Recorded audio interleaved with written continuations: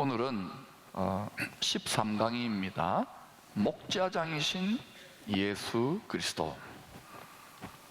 목자장이신 예수 그리스도. 이 목자장이란 말은 목동들, 목자들을 고용한 농장의 주인이라는 뜻입니다.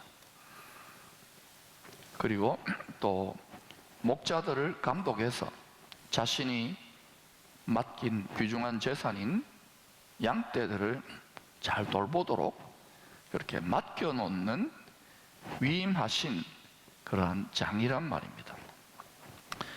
우리가 예수님과 성도들의 관계에 대해서 가장 친숙하고 피부에 와닿는 아름답고 서정적인 비유 중에 하나가 뭐냐면은 양과 목자, 목자와 양의 비유입니다.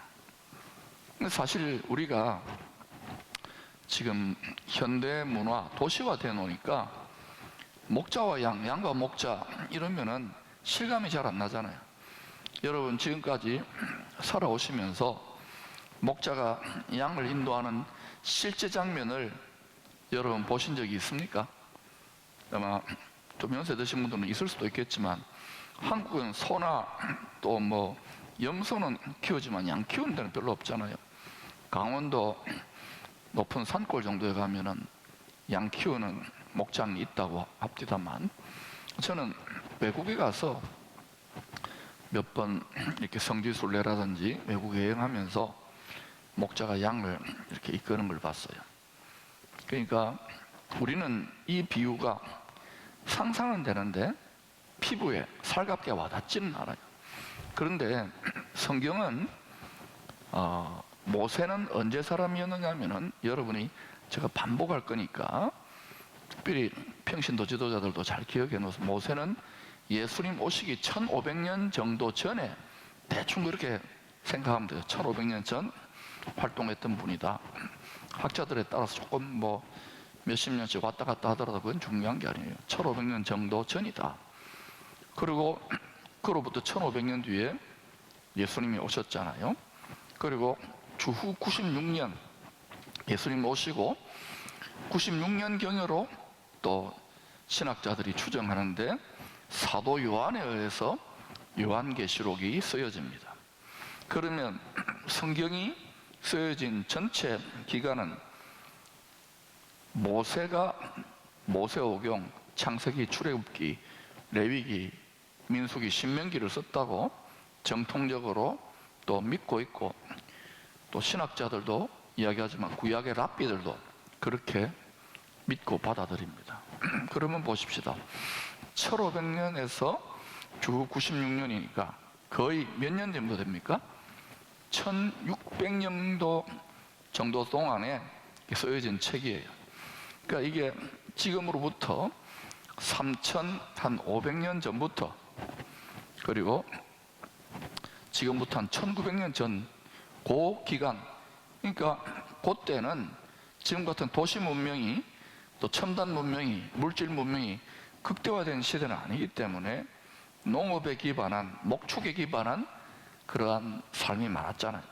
그래서 그때 하나님께서 이스라엘 백성들을 통해서 그 시대에 가장 보편적이고 피부에 살갑게 와닿는 그러한 비유를 양과 목자와 양으로 하나님과 그를 믿는 백성들의 관계를 설명하고 있는 거예요.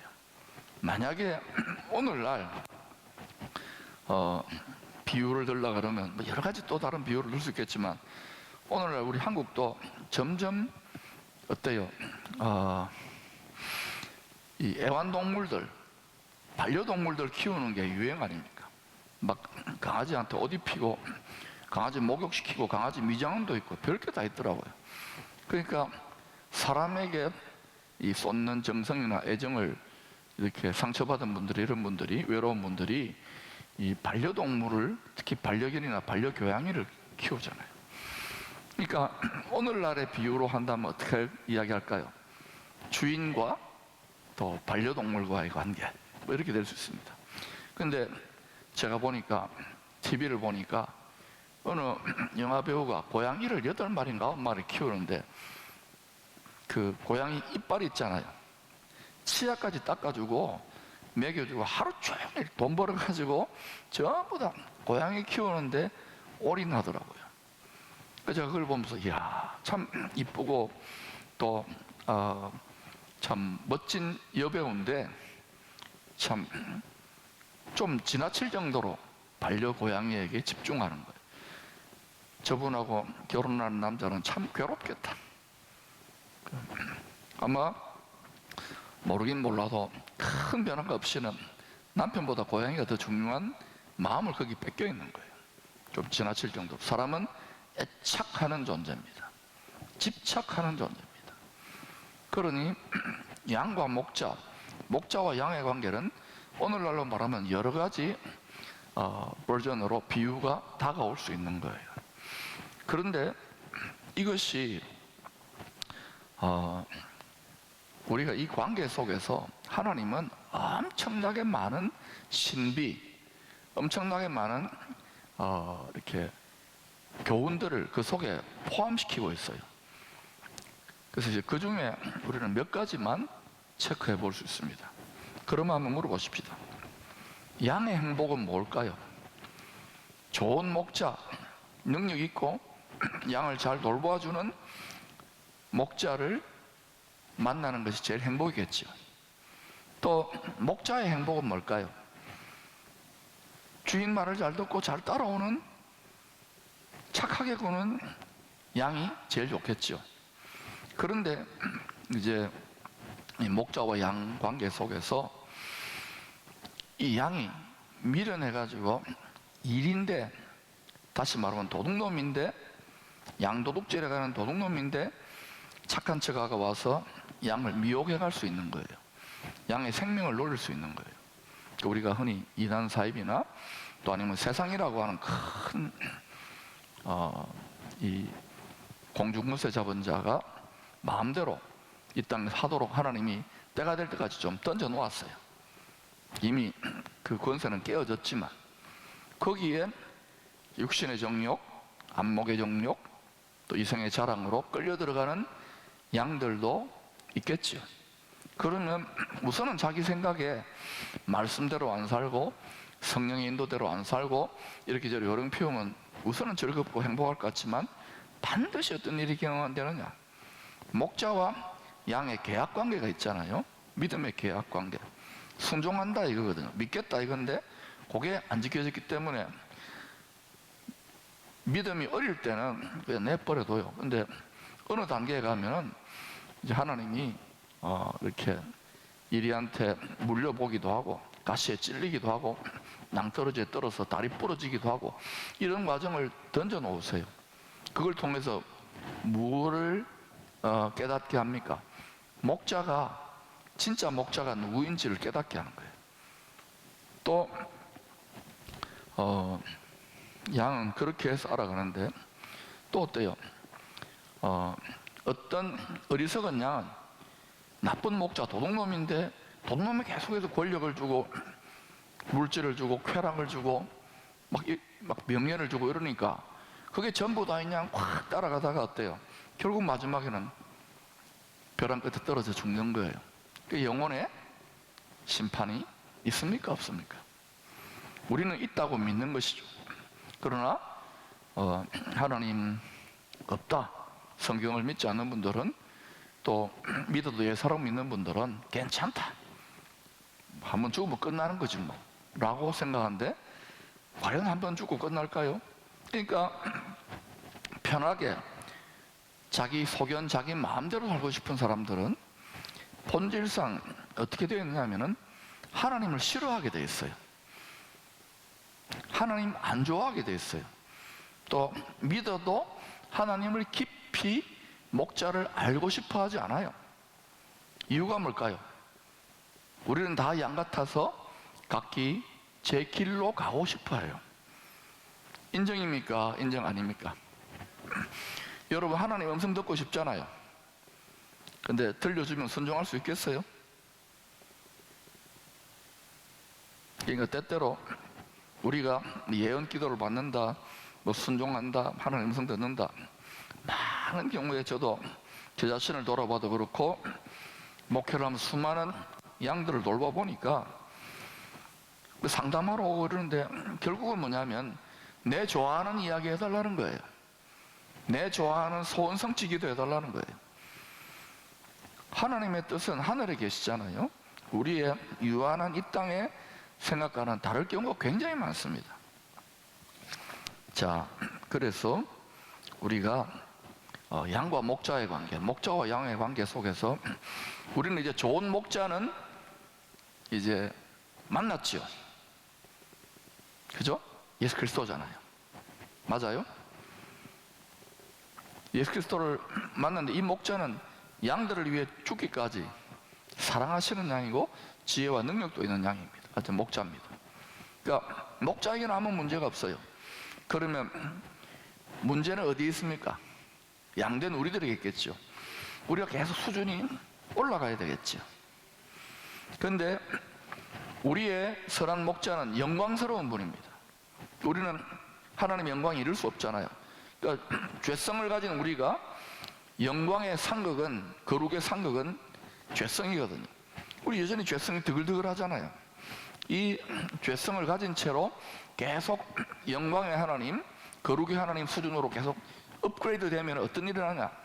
반드시 뭐 사탄을 통하든 하나님 말씀을 통하든 우리가 각이 떠여지는, 각 떠여지는 거 알지죠? 이렇게 뼈 발라내듯이, 살을 발라내고 뼈와 살을 발라내듯이 육신은 건강하게 있다 하더라도 마음이 찔리고, 찔려야 될까요? 안 찔려야 될까요? 그러니까 이 찔리는 고통을 감내를 해야 되는 거예요. 왜 그렇게? 근데 이게 잘 안 되기 때문에, 스스로 자원하여 안 하기 때문에, 기도를 하더라도 마찬가지야. 안 하기 때문에 하나님이 때로는 인생 채찍 사람 막대기로 반드시 이 사람을 업그레이드 하려고 할 때는 징계를 허락하시기도 해요.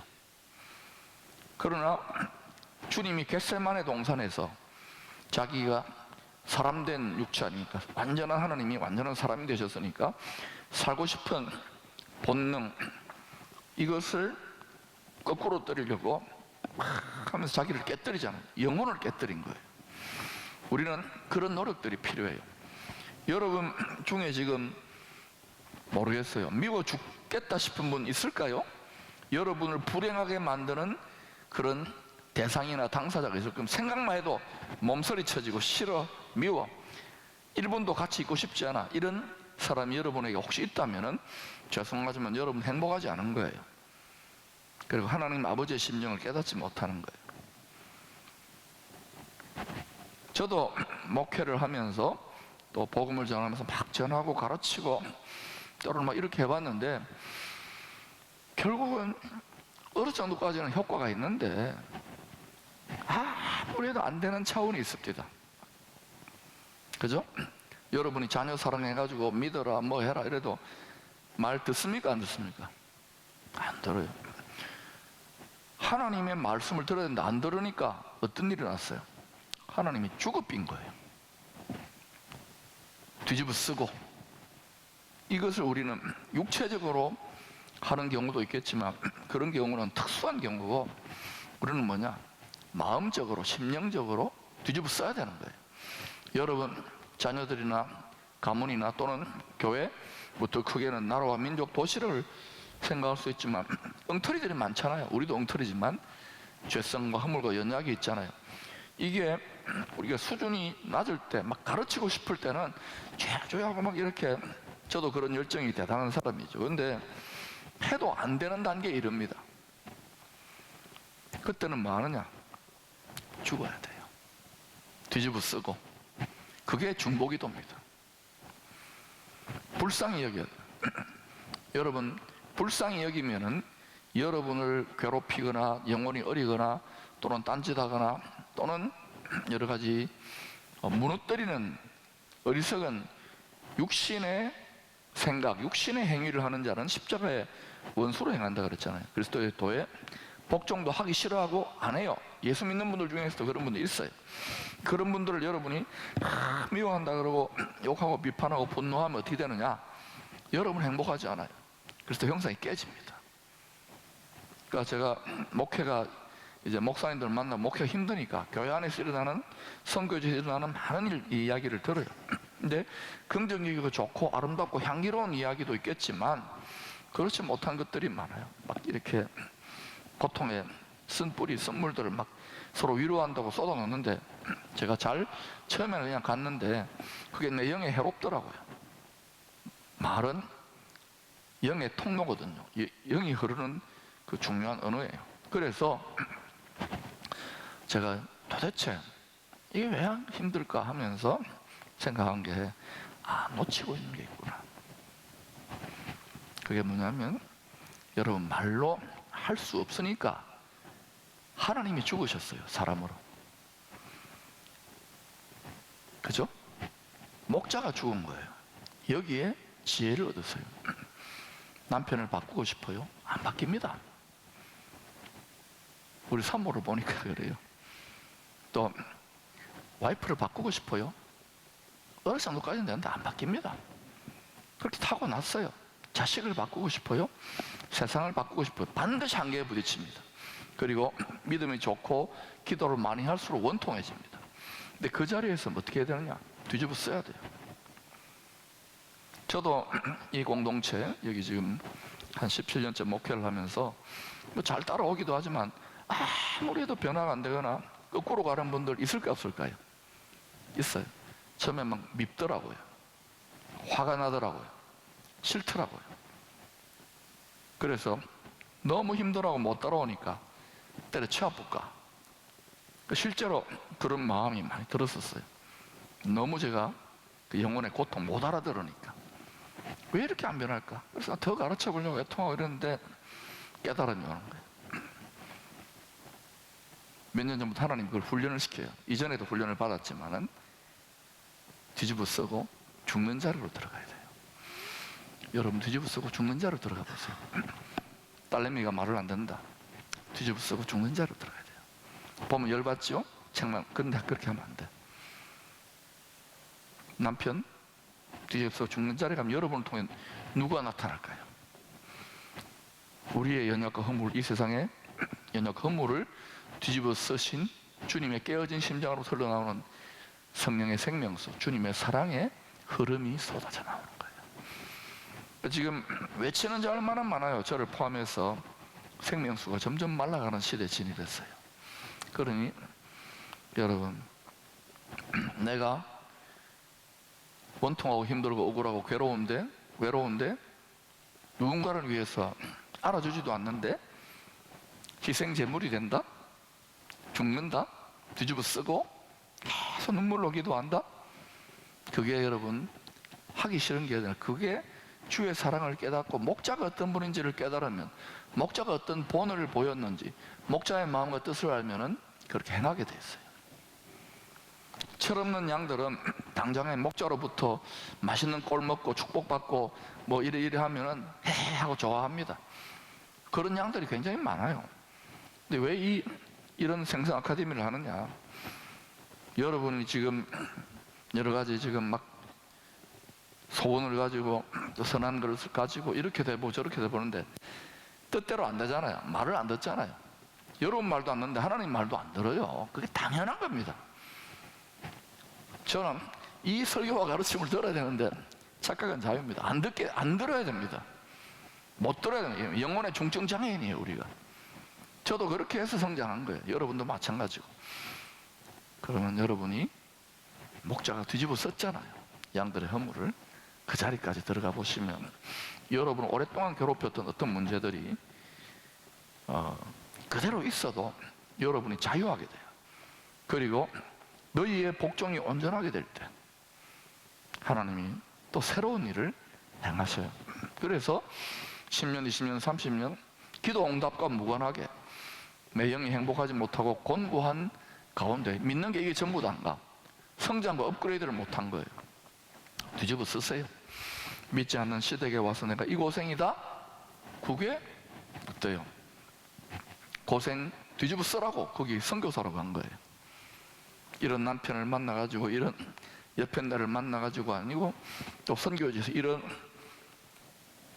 현지인들을 만나가지고 또 이런 선교사를 만나가지고 이런 지도자를 만나가지고 이런 부모를 만나가지고 전부 다 마찬가지예요. 그 속에 그리스도의 마지막 순종은 자기의 육신적 자아를 육신 생명 자아를 깨뜨리고 뒤집어 썼잖아요. 그게 쉽지 않아요. 핏방울 땀방울 그렇게 해산의 진통을 통해서 딱 나오면은 평강하며 주님이 십자가 지러 갈 때 제자들과 함께 겟세마네 끝나고 찬미하며 나아갔다. 찬미하며. 그러니까 어떤 응답 여부를 떠나서 평강과 기쁨이 쏟아지는 거예요. 한나가 20년 동안 남편도 있고 그런데 아기가 없으니까 남편 있는 과부같이 살았어요. 얼마나 원통했어요. 고대 사회에는. 그런데 분인나의 격동에 많이 시달리고 죽고 싶을 정도로 괴로웠던 거예요. 남편의 사랑도 위로가 안 되는 거예요. 하나님이 그러한 한나의 개인적인 원한과 고통과 원통함을 하나님이 이렇게 한 20년 동안 태를 닫아놓고 다 뜻이 있는 거예요. 저나 여러분이 당하는 시험들, 고통들. 그럼 때가 되니까 어때요? 하나님이 은혜를 주시는데 그 얼굴에 근심의 빛이 없는 거예요. 다시는. 그때부터 응답이 시작돼요. 존재가 변화되는 거예요. 영혼이 업그레이드되는 거예요. 영혼의 관점에서. 여러분이나 저나 당장에 지금 눈앞에 보이는 문제 사라지기를 원하지요. 그렇죠? 어떤 문제가 해결되기를 원해요. 이게요 거의 아편처럼 예수 믿는 성도들도 어디 된다 그러면 와르르 저기 된다 그러면 와르르 앞으로 이런 미혹이 더 많을 겁니다.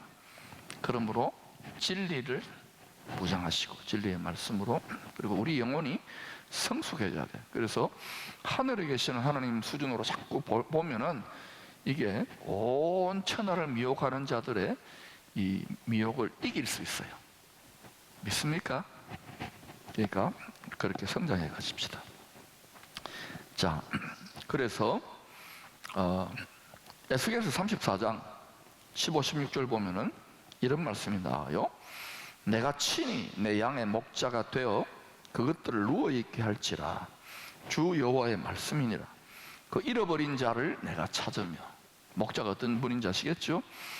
쫓기는 자를 내가 돌아오게 하며 상한 자를 내가 싸매주며 병든 자를 내가 강하게 하려니와 살진 자와 강한 자는 내가 없애고, 소위 자칭 나는 세상으로 배부르고 강하다고 하는 자는 없애버리는 거예요. 정의대로 그것들을 먹이리라. 마음이 상하고 심령이 가난하고 원통하고 의에 줄이고 이런 주를 찾는 자들, 그런 양무리들을 먹여요. 근데 에스겔서는 배경이 어떠냐? 주전 586년에 마지막 거룩의 보루였던 남유다 왕국과 예루살렘 성전이 하나님의 뜻 가운데 무너져요. 왜? 하나님 믿는 백성들이 자기 욕심을 따라 우상 숭배를 해요. 선지자들도 제사장들도 또 양무리들 전부 다 그런 거예요. 그러니까 막 정말 하나님의 심판과 경고를 하는데도 안 듣게 돼 있어요. 초림에 예수님 초림할 때도 그랬다면 재림할 때도 어때요? 인자가 다시 올 때 믿는 자를 보겠느냐? 지금 이거 보고 있잖아요. 목자가 피눈물로 외치는데 안 돼요. 안 듣게 돼 있어요. 너무 고통스러운 거예요, 마음이. 그런데 다시금 주님 앞에 들어가 이제 얻는 깨달음이 뭐냐? 네가 뒤집어 써라. 가르친다고 되는 게 아니에요. 자녀의 문제, 남편의 문제, 아내의 문제, 직장의 문제, 이걸로 애통함으로 뒤집어 쓰면서 해산의 진통을 하면 새로운 성숙이 나타나요. 그게 가장 중요한 응답입니다. 한나가 그 얼굴에 근심하는 빛이 없었더라. 아기가 들어서고 안 들어서고 나중 문제라니까요.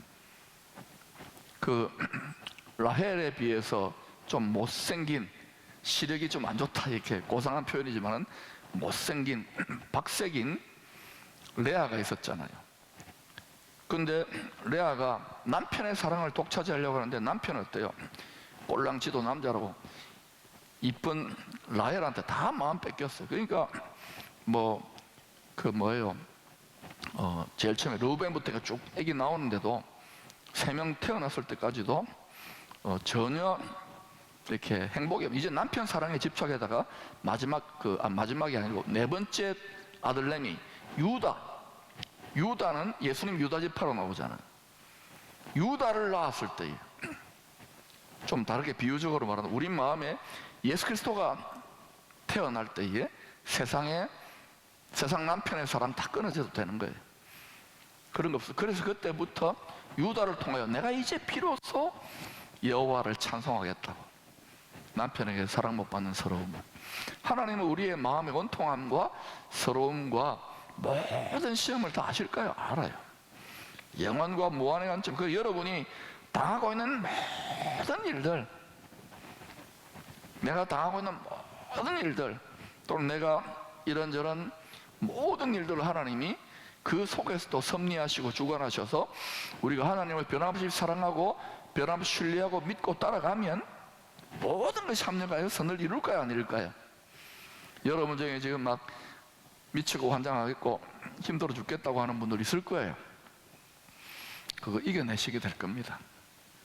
지금 당장에는 아니에요. 그건 충분히 씨름해야 돼요.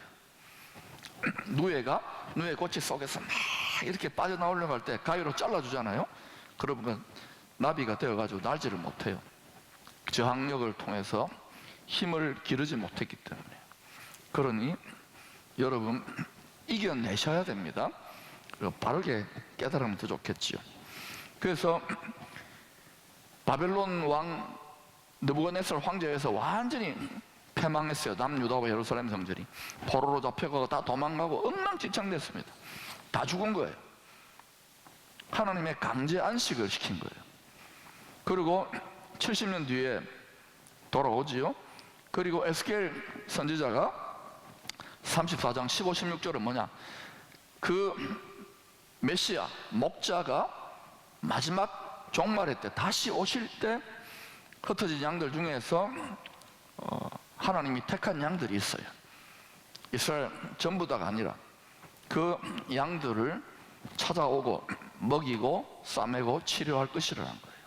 그러니 지금 예수님은 우리는 눈앞에 요거 가지고 파닥파닥거리잖아요. 내년에 정권이 바뀌어야 되는데 또 안 바뀌어야 되는데 또 교회가 성장해야 되는데 내가 잘 살아야 되는데, 이거는 육체를 가지고 이 세상과 우리 생명에 집착하는 우리 수준이고, 성경을 하나님의 입장에서 지혜와 계시의 성령으로 영원부터 영원까지 스스로 계시는 영존하시는 하나님의 입장으로 자꾸 보면은 우리는 티끌 같고 먼지 같고 안개같이 싹 사라지는 가운데 하나님이 우리를 지금 믿게 하셔서 지금 선한 목자로 딱 엮여가지고 지금 인도받는 거예요. 여러분이 야 내가 재수가 없어가지고 예수 믿어가지고 이 고생한다고 생각하는 분들 있으면 정말 영적인 베이비, 육신에 속한 그리스도인이에요. 그러니까 여러분이 지금 믿음의 과정 또는 인생의 과정에서 연단을 받거나 시험을 받는 것조차도 성숙하게 해석해야 돼요. 이게 안 되면 어떻게 되느냐, 그저 피나이다. 새벽기도, 철학기도. 옛날에는 너무 힘들었을 때는 저 된다 그랬잖아. 근데 이제는 그런 기도에도 하나님 하늘문을 딱 닫아 놓으세요. 왜? 너희들에게 많은 걸 줬는데 나라도 집안도 그래 먹을 거 많잖아. 너무 먹어서 배 나오잖아. 나의 뜻에 대해서 너희들은 얼마나 생각해 봤느냐? 나의 관심은 잃어버린 영혼들인데, 내 택한 자녀들을 살리는 일인데, 다른 선한 일들 좀 하는 일인데, 하나님 아버지의 뜻을 깨달아야 돼요. 목자의 뜻을 깨달아야 돼요. 목자의 세 가지 의미는 뭐냐? 성경적으로 여러 가지 의미들이 포함되어 있지만 그 중에 대표적인 거, 성경의 의미 세 가지는, 첫 번째는 왕입니다. 왕. 시편 78편 70절 71절 같은 데 보면은 그 왕적 의미가 있어요. 목자는 임금입니다. 임금. 또 마태복음 25장 31절 33절에서 보면은 양과 염소를, 모든 민족을 양과 염소처럼 모아서 이렇게 재판하시는 임금이 목자예요. 임금, 왕이에요. 두 번째는 주인입니다. 주인. 시편 28편 8절 9절. 목자는 주인입니다. 목자가 다 관리하고 그 목동들, 목자들에게 또 일할 수 있도록 공급하고 돕고 이래요. 여러분의 삶의 모든 부분들, 시간과 물질과 여러분의 모든 꿈과 계획과 뜻까지도 목자에게 초점 맞추면은 이게 이루어지기 시작해요. 그런데 여러분, 우리끼리 하는 말이지만 뭐 선교를 한다, 목회를 한다, 복음을 전파한다, 뭐 자식을 잘 키우겠다, 하나님 뜻대로 살겠다 하지만은 결국 그 깊은 밑바닥, innermost being이라 그러잖아요. 그 사람 혼의 심장부로 들어가면 누구 뜻이 그 딱 도사리고 있습니까? 네. 요거 죽이는 게 두렵지요, 힘들지요. 근데 하나님은요, 그러니까 돌아보면 저나 여러분이나 뜻대로 소원대로 된 것도 있잖아요, 그죠? 기도할 때 팍팍 되고. 초신자 때는 그래요. 근데 믿음이 좀 자라나니까 어때요? 내 뜻대로 되는 게 하나도 없어요. 누가 저보고 전화 그래요. 목사님, 저는 예수 믿고 되는 게 하나도 없어요. 이 교회 영험하지 못한 것 같아요. 딴 교회 가겠다고. 그래 하시라고. 이게 예수 믿는 우리들의 천박한 종교성과 영성입니다. 그러니까 뜻대로 되면은 좋을까요? 등 따시고 배부르고 모든 게 만사형통이 잘 되고. 그러면 여러분 계속 잘 믿을까요? 하나님을 깊이 묵상하세요. 주님은 선한 목자 되신 주님이, 또 예수님이 어떻게 이 땅에서 살라고 본을 다 보여주시는데도 우리는 그거를 하기 싫어. 그죠? 예. 그리고 이거는 분량과 분수가 있어요. 우리가 다 얽매임이 있기 때문에. 근데 하나님이 계속해서 뜻하신 분들은 계속 하나님이 이끌고 가세요. 그래서 그분도 하나님을 독점하려고 그러지만 하나님도 그분을 독점하려고 그래요. 그래서 아가서에 보면 이런 말이 있잖아요. 왕비가 60이고 이제 솔로몬 왕과 함께 늘 따라다니고 잠자리도 자주 하고, 그 다음에 후궁 비빈이라 그러잖아요. 80명. 그건 가끔 이제 따라다니고, 후궁만 80명. 그 다음에 시녀가 무수하다는 말은 솔로몬 왕이요, 처첩이 1000명입니다. 몇 명 안 되죠. 그러니까 시녀가 무수하다는 말은 그 표현이에요. 그런데 뭐라고 합니까? 내 포도원에서 열심히 일하고 얼굴 꺼올린 바로 술람미 여인, 내 사랑하는 나의 비둘기, 내 사랑하는 자 너 하나뿐이로구나. 왕의 마음을 훔친 거예요. 에스더처럼. 이게 목표입니다. 저도 그래서 이걸 조금 이제 알겠으니까 이것저것 딴 거 별로 안 구해요. 주님의 마음을 훔치는데, 주님의 마음을 얻는데 집중하는 거예요. 그것을 다윗이 말했지요. 내 마음에 합한 자. 솔로몬이 초기에 내 마음에 합한 기도라고. 그런데 여러분 잘 들으세요. 여러분이 하나님과 마음이 합하잖아요. 그럼 오케바리 이제는 소원 성취 만사형통이 아니고, 하나님 마음에 합하면 세상 임금 마귀의 마음에는 합합니까? 안 합합니까? 안 합해지죠. 그럼 마귀가 어때요? 시기 질투하고 시험하고 공격합니다. 하나님 그걸 허락합니다. 그러니까 여러분이 엉터리를 믿거나 하나님 마음하고 별로 합하지 않았을 때는 그냥 평범하고 단조로운 신앙생활이었는데, 열렬하게 하나님의 사랑의 불꽃 가운데 들어가면 이제는 막 만사형통 좋고 이제는 달콤한 장밋빛 이렇게 생각했죠. 저도 그렇게 생각했어요. 목회 초년병 때도. 그런데 성경을 다시 보고 또 사역을 하면서 연단을 받으면서 또 여러분도 그럴 거예요. 인생살이 하면서 이런저런 걸 보면서 성경을 다시 깊이 들여다보니까 너무 우리 중심적으로, 인본 중심적으로, 세상 본위로 읽었던 우리의 연약함이 보이잖아요. 그리고 보니까 아하, 하나님의 영광입니다. 사탄은 하나님의 자녀들 하나님의 영광의 자유에 이르지 못하도록 방해하도록 그렇게 역할이 마지막 때까지 부여되어 있어요. 불못에 떨어질 때까지. 그러니까 여러분이 하나님하고 다 하나 되면은, 그러니까 어떻게 되느냐, 계속 더 힘들어질 수도 있어요. 그런데 두려워하지 말고, 그럴수록 하나님께 집착, 애착을 하면 어떻게 되느냐면 어느 순간부터 나가 떨어져요. 그리고 여러분이 거꾸로 짓밟기 시작해요. 뱀과 전갈을. 믿습니까? 요 역전까지 이르기를 축복합니다. 대부분은 이 역전에 이르지 못하고 뭐 전사다, 뭐 선교다, 복음 전파다, 뭐 아골골짝 빈들에도 신학생들 해보니까요, 하다가 중간에 주저앉아 버리고 힘들어요, 괴로워요. 여러분, 마귀는요 자기 나름대로의 죄와 사망의 법, 알겠어요? 죄와 사망의 법의 왕이기 때문에 자기 나름대로 모든 죄와 사망의 합법을 동원해 가지고 의로운 재판장 앞에서 이렇게 해서 우리의 연약함과 허물을 밤낮 참소하게 돼 있어요. 그러니 사는 방법은, 이기는 방법은 뭐냐? 예수님 같이 자꾸 되어가는 거예요. 그래서 제가 여러분에게 말씀드렸죠. 죽었다 하고 살라고요. 그러면 신기하게도 원통하고 외롭고 이런 것 같은데 아니에요. 이놈아, 얘야 이제 깨달았냐? 하고 세상이 줄 수 없는 평강과 기쁨과 감사. 왜? 죽음도 겁나지 않아요. 그렇다고 여러분 육신의 생명을 함부로 하지 마세요. 알겠어요? 건강도 잘 관리하고, 또 전도서에 말했잖아요. 이 세상에 우리에게 주어진 풍복을 따라 즐거워하는 거예요. 주 안에서 즐거워하는 거예요. 이 단계까지 저나 여러분이 계속 이어지고 이 기쁨과 평강을 뺏기지 않는다 그러면 그분은 주 오실 때 넉넉히 이길 수 있어요.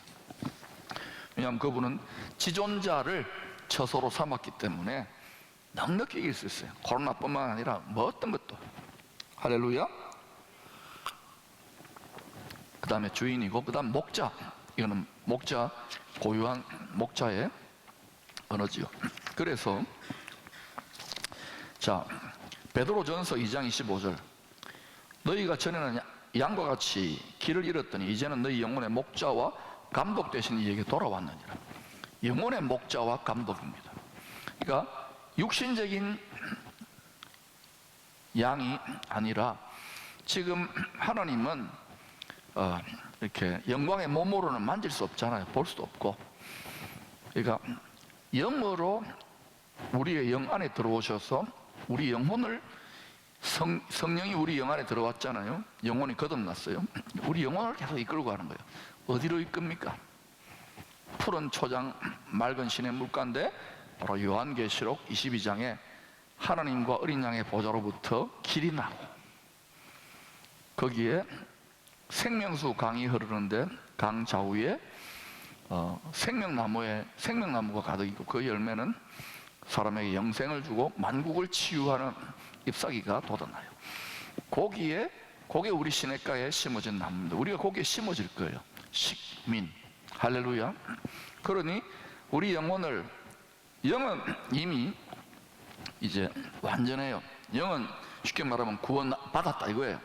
근데 혼은 우리의 생각, 우리의 감정, 우리의 의지 엉망진창이죠. 왜냐하면 이 세상에 우리도 찌들어서 이 세상 지식들이 가득 차니까 세상적으로, 육신적으로 감정을 느끼는 본능이 되게 되어 있어요.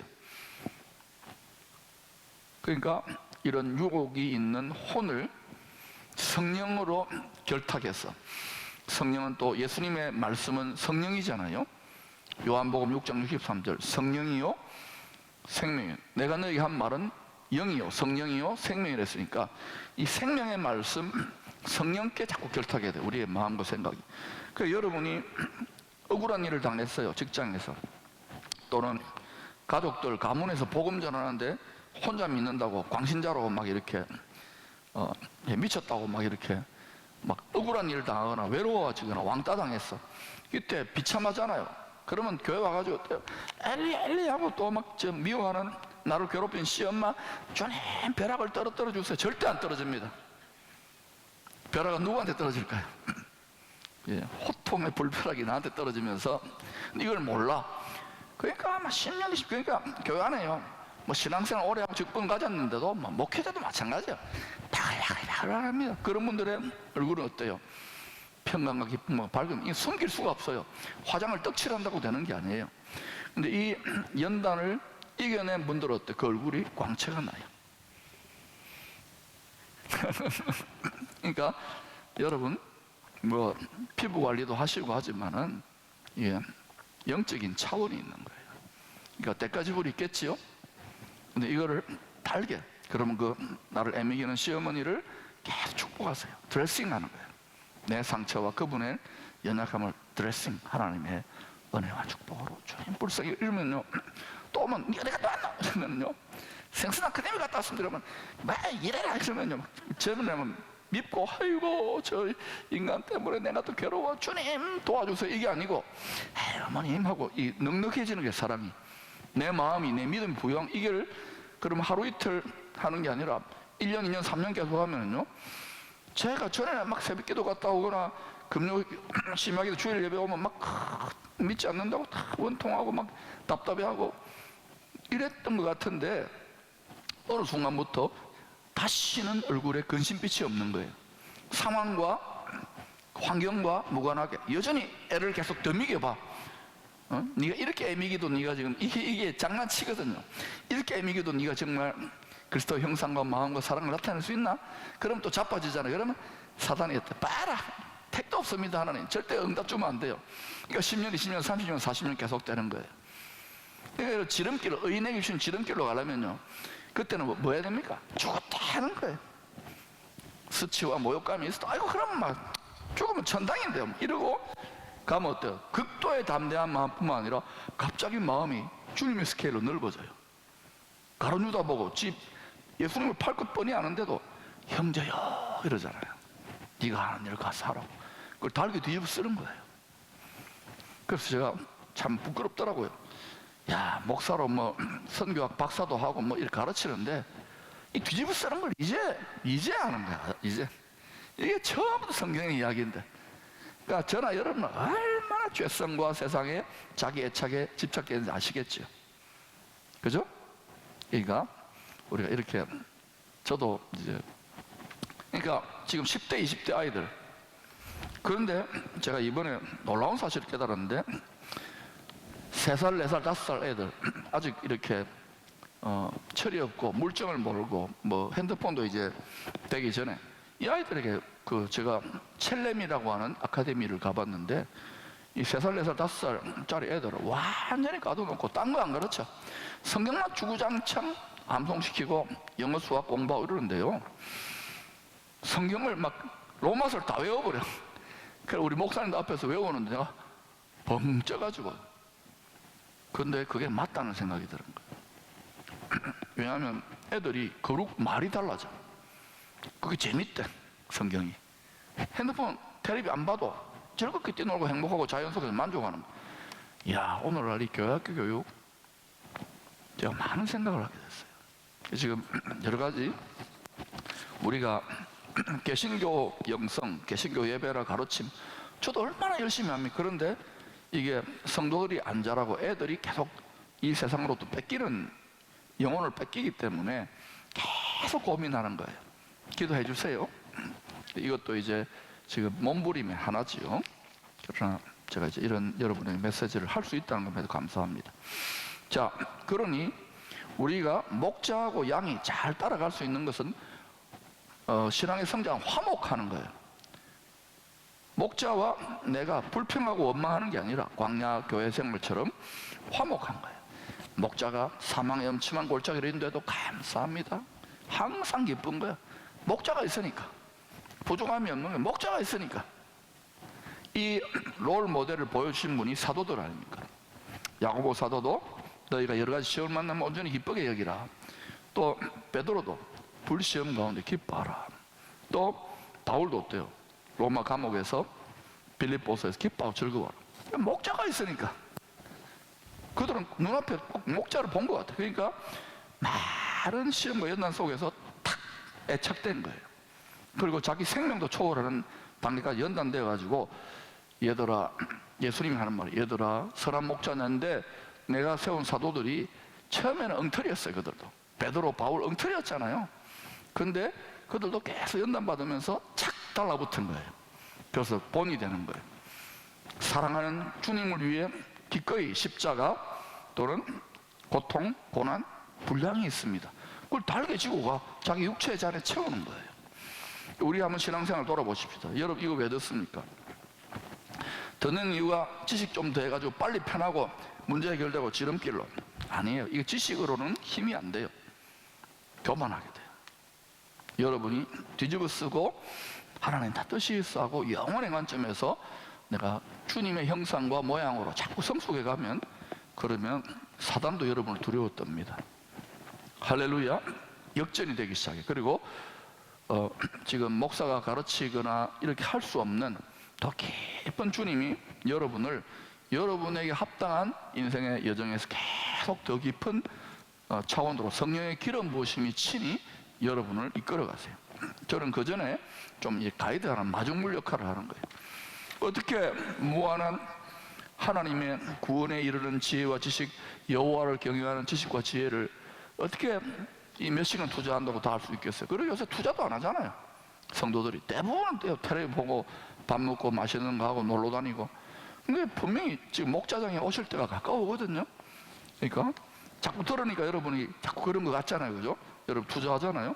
여러분 좀 지혜로운 거예요. 미리미리 준비하세요. 그리고 미리미리 준비하라 그래도 이렇게 흘려버립니다. 대부분은. 왜냐? 인자가 올 때 믿음을 보겠느냐. 이게 제 말이 아닙니다. 강의를 못해가지고 막 푸념하는 게 아니고 이런 시대에 이미 진입했어요. 왜? 이 집착과 애착이 얼마나 강한지 몰라요. 이걸 자꾸 끌어내야 돼요. 그리고 이거 말로써 안 되기 때문에 주님이 큰 풍파를 일으켜요. 하늘과 땅이 진동하는 일들이 히브리 12장의 말씀대로 일어나요. 자, 그래서 마태복음 25장 32절 34절에 보니까 모든 민족을 그 앞에 모으고 각각 구분하기를 목자가 양과 염소를 구분하는 것 같이 하여 양은 그 오른편에 염소는 왼편에 두리라. 그때의 임금이 그 오른편에 있는 자들에게 이르시되 내 아버지께 복받을 자들이여 나와 창세로부터 너희를 위하여 예비된 나라를 상속받으라. 뭘 상속받느냐? 나라를 상속받는 거예요. 하나님의 나라를. 우리는 그 하나님의 나라에서 주와 함께 왕노릇 하게 될 것입니다. 이거 믿습니까? 저도 그 소망이 있기 때문에 점점 이 세상에 오랜 세월 세뇌된 가치관에서 벗어나고 있는 거예요. 여러분도 그렇게 할 수 있기를 축복합니다. 그리고 이 세상의 가치관에 세뇌되어 가지고 빠져나오지 못하는 성도들도 많이 있습니다. 음란에 휘둘리고 바람 피우고 뭐 돈 밝히고 또 딴짓 하고 엉터리 신앙생활하고 야단치고 말해도 안 되게 돼 있어요. 왜? 눈이 멀어버렸거든요. 귀가 멀어버렸거든요. 그러면 책망도 하고 이러면 여러분 더 괴로워집니다.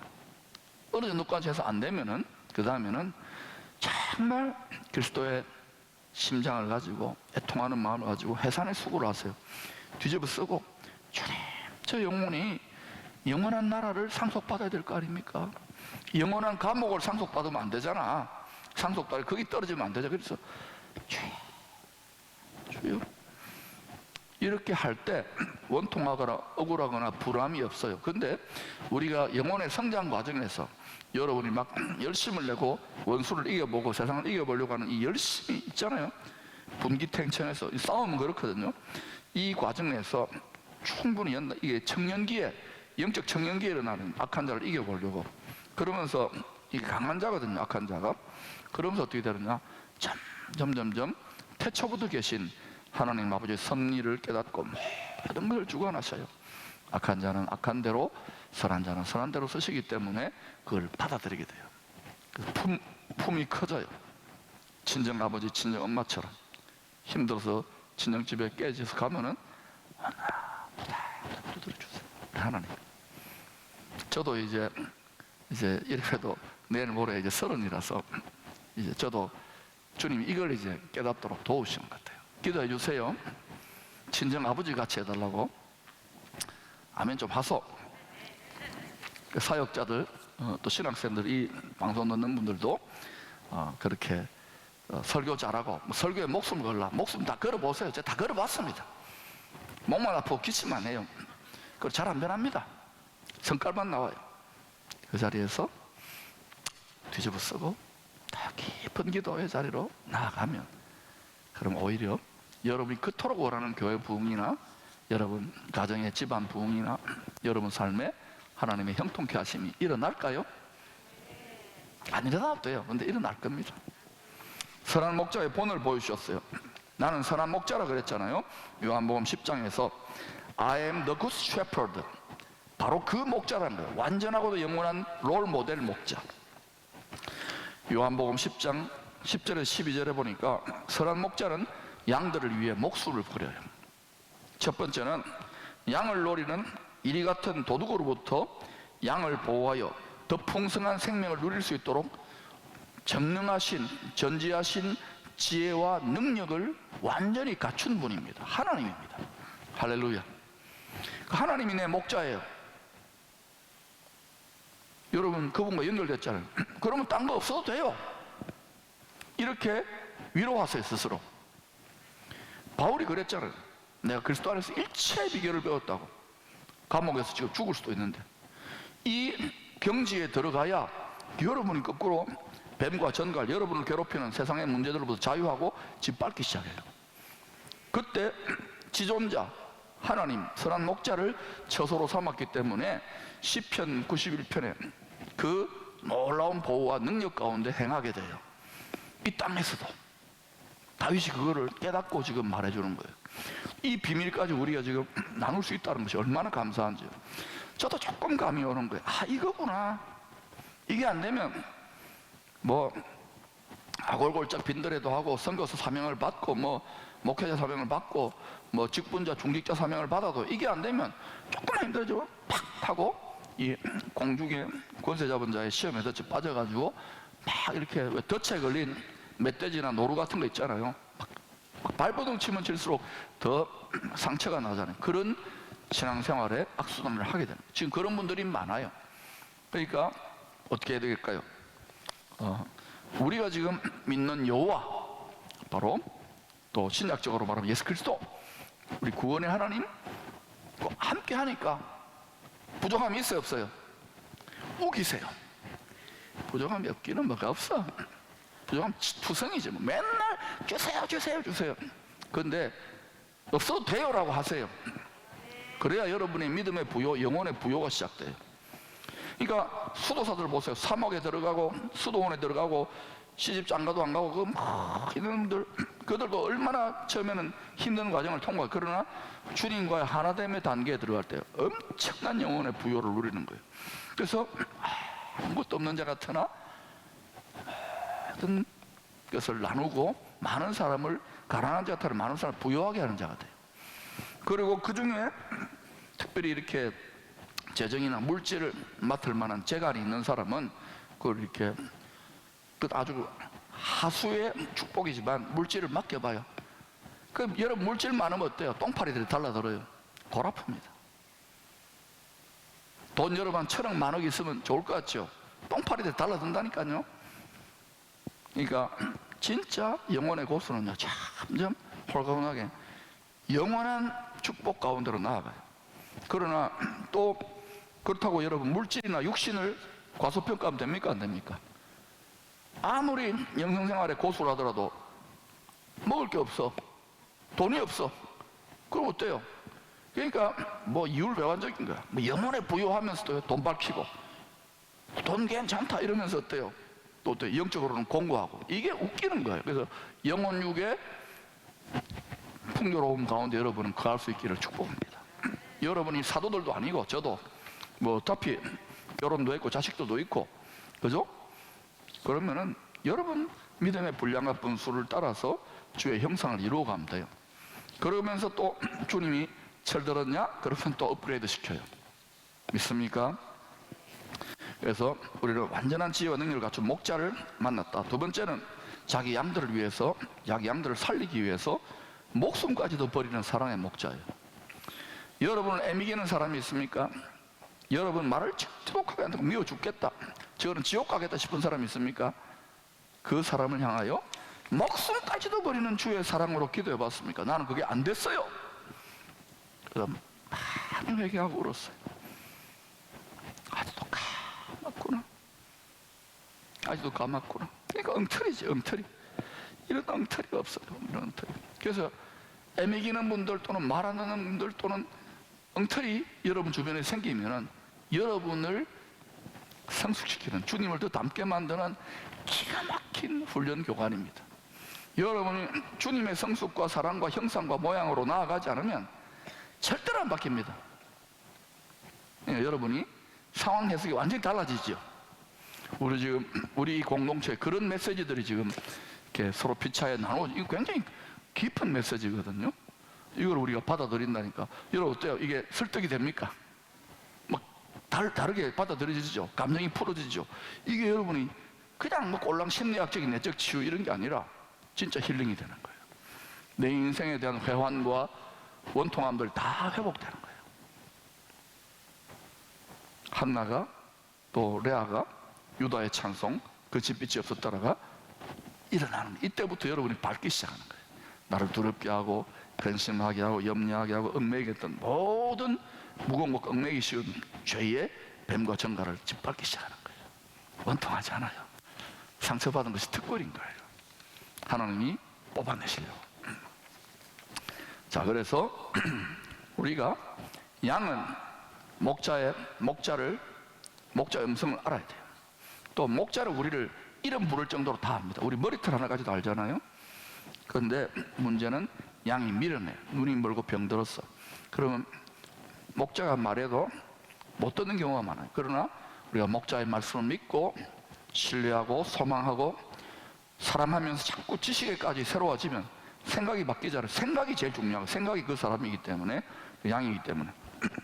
지식에 넘치는, 생각에 넘치는 사랑을 깨달으면, 지혜와 지식의 사랑을 겸비하면, 그럼 어때요? 분별하는 그 뜻이 목자의 의도를 분별하기 때문에 정말 행복하게 걸어갈 수 있는 거예요.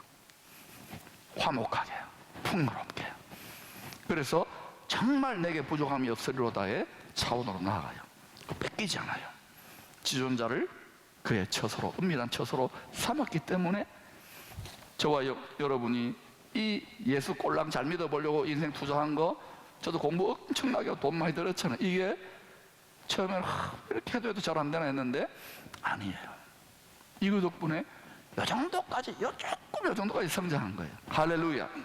더 성장합시다. 또 여러분, 저는 또 실천 좋던 여러분을 목자로 세웠잖아요. 또 인도자로 세웠으면 저도 계속해서 성장하라고 여러분이 불쌍히 여기면서 기도해 주세요. 제 연약함과 허물과 성깔은 이렇게 드레싱 덮어주시고, 이렇게 그래도 저 복 받고 그래도 막 쓸만합니다. 저 정도 막 축복해 주세요. 왜 아멘 안 해요? 미워 죽겠어 정말. 나도 여러분 축복 안 할 거야. 그래서 진짜 양과 목자는 졸랑졸랑 목자 양을 따라가요. 목자는. 예? 그리고 누가 말해도 옆에서 다른 사람이 막 꿀 줄게 김중배의 다이아몬드 줄게 해도 눈도 깜짝 안 해요. 그냥 뭐 배설물이하고 쭉쭉 따라가잖아. 바울양 보세요. 바울양. 예? 베드로 양 보세요. 배설물이야. 모세양 보세요. 그의 백성과 함께 받는 능력을 애굽의 모든 보화보다 더 큰데요. 예수 믿는데 애굽의 보화까지도 아니에요. 뭐 조금 한 100만 원 주면 아유 때려치 아파요.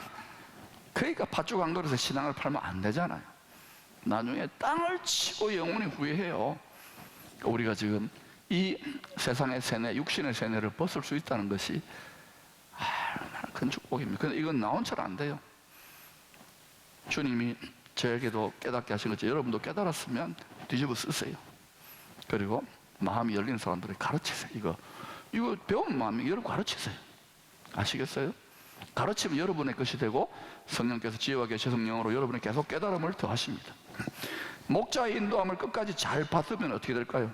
그러면 여러 가지 불시험의 연단 속에서도 시편 23편은 다윗이 사울 왕에게 쫓겨다닐 때 10년 넘게 그때 쓰여졌던 시예요.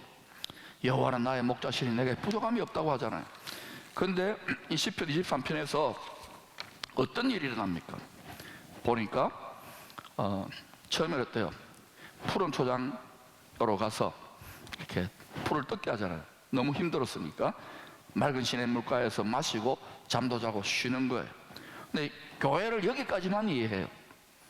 그렇게 조금 먹고 은혜 받았습니다. 첫사랑입니다. 그러고 나서는 어때요? 자기 이름을 위하여 의의 길, 이거는 광야길입니다. 너를 낮추시고 너를 시험하여 신명기 8장 광야길로 인도하셔요. 네, 10분만 더 할게요. 광야길로 인도해가지고 광야에서 어때요? 마침내 복인데 마침내 복으로 광야길로 나아가가지고 사망의 엄침한 골짜기가 어디냐? 가나안 땅을 정복해야 되잖아요. 요단강은 죽음의 강이죠. 거기 들어가서 자아의 죽음을 경험해요. 애굽으로 도망치지 않고 자아의 죽음, 내 뜻이 없어지는 거예요. 주님만을 온전히 신뢰하고 네 생명도 내어놓겠느냐? 그때부터 어때요? 죄와 사망, 우리 사망이잖아요. 근데 우리 생명이 왕노릇하는 차원으로 들어가서 세상 헛된 영광으로 우리를 괴롭히고 힘들게 했던 여러분의 약속의 가나안 땅을 정복해요. 근데 그거는 사망의 엄침한 골짜기처럼 디자인해 놓았어요. 아무나 들어오지 못하게. 이걸 통과하고 나서 어때요? 천국 잔치상에 들어가고 우리 그동안 받았던 모든 부분에 기름으로 내 머리에 발라주시고, 그리고 거기에 내가 여호와의 집 새 예루살렘 성과 바로 새 에덴 동산에 심어지는 거예요. 주와 함께 다스림 받는 거예요. 수많은 양들이 얼마나 이 죄성이 있고 육신적인 양들인지 그저 푸른 초장 맑은 시냇물가 이런 것도 말해주고 이러면 그 좋아요, 은혜 돼요, 농담 좀 하면 이런 천박한 수준으로는 안 된다는 거예요. 그런 거 하는 분들도 해야 되겠지만 저는 좀 목회를 규모 있게 좀 하는 편인데도 저는 그거 하나님 허락 안 하세요. 우리는 남은 자들, 군대와 같은 자들, 이기는 자들 일으키도록, 그래서 자꾸 이렇게 하는 거예요. 저도 좀 초콜릿도 많이 썩고 꿀도 바르고 이러면요 많이 옵니다. 막 뭐 간증해가지고 막 병 나는 것도 자랑하고 이러면 되는데 그거 별로 안 해요. 왜냐? 그거 무교병이 아니라 유교병, 누룩이 들어간 거예요. 세상의 누룩을 빼야 돼. 근데 이 세상의 누룩은요, 예수 믿어 그것만 너무 좋아. 간증 조회수 올라가는 거 막 그런 거는요 100만에 200만에 다 뭡니까? 어떻게 하면 편할까? 어떻게 하면 복 받을까? 어떻게 하면 물질, 어떻게 하면 권능, 어떻게 하면 치료, 어떻게 하면 목회 잘 되고, 어떻게 하면 선거 성공하고, 그거 그쪽으로 가도 돼요. 제가 지금 능력이 없어서 그런 말 하는 게 아니고 이쪽은 좁고 협착한 길이에요. 신세 한탄하는 게 아닙니다. 근데 저는 이 길이 맞다고 봐요. 누룩을 빼고 주님이 걸어가신 그 길을 계속 걸어가는 거예요. 이게 우리가 살 길이고 또 이 나라가, 교회가 살 길이라고 봐요. 그러니 우리가 여기에 지금 이 맛을 깨닫고 은혜 받는 게 얼마나 축복입니까? 자, 목자자이신 예수 그리스도, 예수님은 The Chief Shepherd예요. The Chief Shepherd. 그래서 목자장이 다시 오십니다. 베드로전서 5장 2절의 4절 보면은 너희 중에 있는 하나님의 양무리를 치되 억지로 하지 말고 하나님의 뜻을 따라 자원함으로 하며 더러운 이득을 위하여 하지 말고 기꺼이 하며, 기꺼이 하라는 거예요. 그런데 어때요? 이 교회를 목자로 섬기다 보면 양무리들을 봉사하고 섬기다 보면 처음에는 자기 명예나 헛된 공명심으로 합니다. 알아주니까, 대접받고 인정하니까 목사님 하니까 좋더라고요. 근데 아니에요. 때까지불이 있어요. 특히 사랑하는 직분자들, 사랑하는 성도는요 때까지불하고 상처를 받게 되어 있습니다. 또 외롭고 시험을 겪고 어려워져요. 그리고 불만족하게 되어 있어요. 왜냐하면 이게 신앙의 전부도 안 가. 설교를 들어도 기도를 해도 답답하게 되어 있어요. 그런 가운데 어때요? 기꺼이 하며 맡은 자들에게 주장하는 자세, 아무리 해도 말 안 들으니까 주장을 하게 돼요. 가부장제 권위 있잖아요. 우리 선배들 시대는 30년 40년 전에는 막 해! 이러면 다 했잖아요. 지금 해! 이러면요 니나 해라! 이거 막 고소하고 고발하고 이런 일들 일어나요. 그래서 제가 이야 이게 옛날하고 다르구나. 그래서 제가 지금 여러분한테 이게 달라졌어, 시대가. 그런데 이걸 통해서 뭘 배우느냐? 맡은 자들에게 주장하는 자세를 하지 말고 겸손하게 뒤집어 쓰는 걸 배우는 거예요. 그러면서 점점 더 그리스도의 형상과 모양과 사랑의 인내를 드러나게 돼요. 그게 가르치는 것도 중요해요. 양무리의 본이 되라. 지금 우리도 뭐 여러 지금 또 이제 내년에 중직자 세울 거 아닙니까? 제가 목회자도 많이 뽑아봤는데 많이 뽑아도 글쎄요 양무리의 본이 돼야 돼요. 여러분 기도하세요. 제가 이렇게 가르쳐도요 다 또 자기들 계산대로 자기들 마음대로 뽑을 수 있어요. 그러나 여러분, 하나님이 간섭하시고 하나님의 마음에 합한 자를 뽑도록 기도하세요. 하나님의 마음에 합한 자는 술람의 여인 같은 자는 많지 않습니다. 여러분이 너 하나뿐이로구나, 나의 사랑하는 비둘기가 되십시오. 그리고 그렇게 나의 사랑하는 비둘기가 안 되도록 믿고 살아가는 사람들을 욕하지 마세요. 분노하지 마세요. 비난하지 마세요. 저것도 믿음인가 하지 마세요. 그냥 축복하세요. 뒤집어 쓰고 그분을 위해, 그 영혼을 위해 그리스도의 사랑을 품고 밤새도록 한번 기도해 보세요. 그러고 나면 여러분이 뿌듯해질 겁니다. 기도 응답을 떠나서, 야, 내가 그리스도의 남은 고난 중에 쬐까만 거, 한 컷 같은 고난에 내가 동참했고 내가 성장했구나라고 깨닫게 돼요. 신앙의 모습과 표현이 완전히 달라지죠.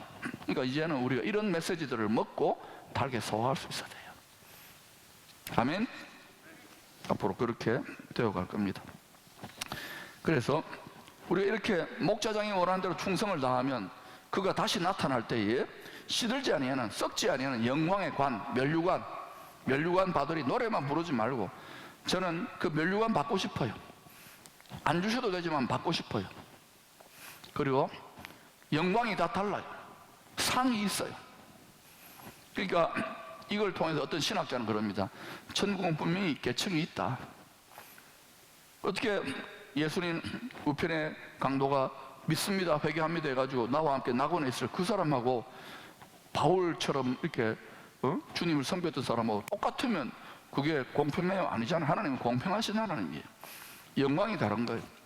천국의 집이 다를 것이고, 사는 곳이 다를 것이고, 심어진 곳이 다를 것이고, 권세가 다를 것이고, 영광이 다를 것이고, 상이 다를 것이고, 면류관이 다를 것이에요. 할렐루야. 우리는 그 예루살렘 성을 중심으로 온 무한히 확장되는 온 우주 만물을 우리가 다스리는, 마음이 확장되지요.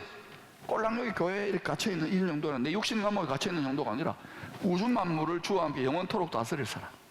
이게 믿어집니까? 저도 이게요, 이제는 막 주야로 이걸 상상해요. 판타지가 아닙니다. 성경 말씀에 기반한 하나님의 지혜와 계시의 꿈과 환상이에요. 이걸 품고 이 땅은 거꾸로 돌아가지만 인내하세요. 진통이 있고 어둠이 있고 원통한 일이 있더라도 우리가 또 거기에 뱀과 전갈에 물려가지고 발을 물리잖아요. 발 뒤꿈치를. 그러나 평안에 예비한 군화를 자꾸 신고 물려서 독이 올라옵니까? 그러면 마가복음 16장 이런 말을 했잖아요. 무슨 독을 마실지라도 해를 당하지 아니하며. 코로나 바이러스 맞아야 됩니까? 666입니까? 그래서 그랬어요. 좀 안 좋은 것도 있겠죠. 독소도 있고 이런데 이거 아직 666 아니라고. 지금 시뮬레이션 하고 있는 거니까 그냥 무슨 독을 마실지라도 그냥 맞으라고. 또 지금 부작용 걱정되는 사람은 맞지 말라고. 알아서 하라고. 지금은 강제로 안 맞으면 다 총 쏘아 죽여. 이건 아니잖아요.